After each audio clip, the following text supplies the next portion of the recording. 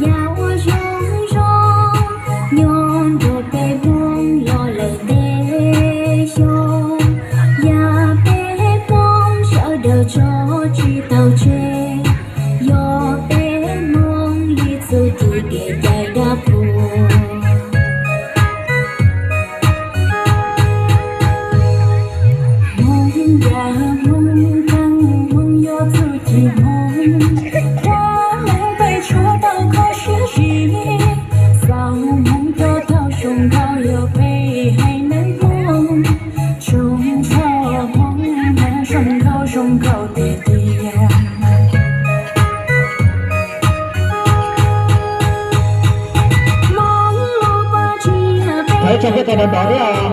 Thấy cho cái tay đàn đó đấy. Cho tôi ra vừa, cho tôi ra lừa tôi là, cho nhớ đây nhớ xe đó. Thấy cho cái tay đàn đó nè.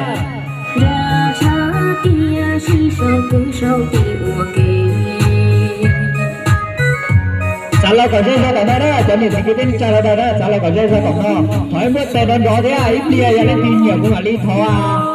Từng năm có phượt rồi đấy à.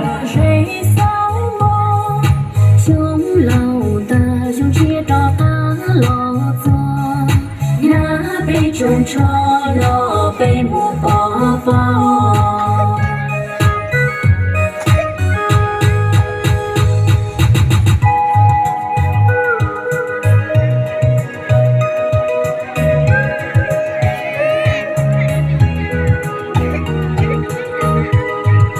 rong hành ly nè, rong hành ly phải cho bớt này nên rõ cho nên giờ thì cái tin lên cho thật đây.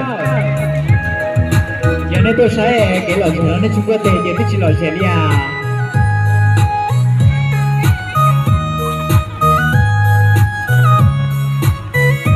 Rồi nữa.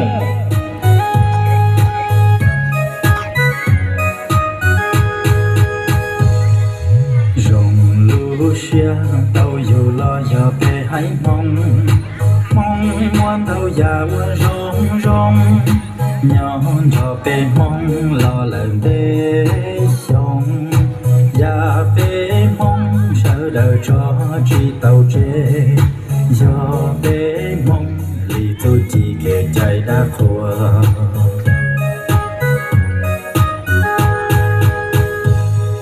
mong mùi giàu rong trăng do về mong lúc bà chia bé cháu sĩ từng thành rong câu cái tôi rong rau sĩ từng câu hay cứ chia rồi cài ly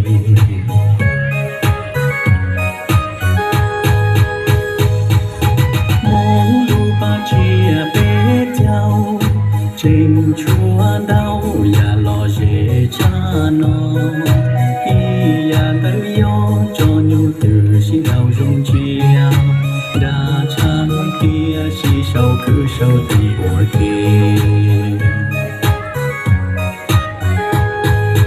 mong để mong nó khó tư lần cho cán trồng si tư tê mơ cho trời y tu phong cá mơ tu nó lòn cho kia tê giao tàu cờ thiết mong dù chỉ đời bê hay nên mong tia vừa chỉ lo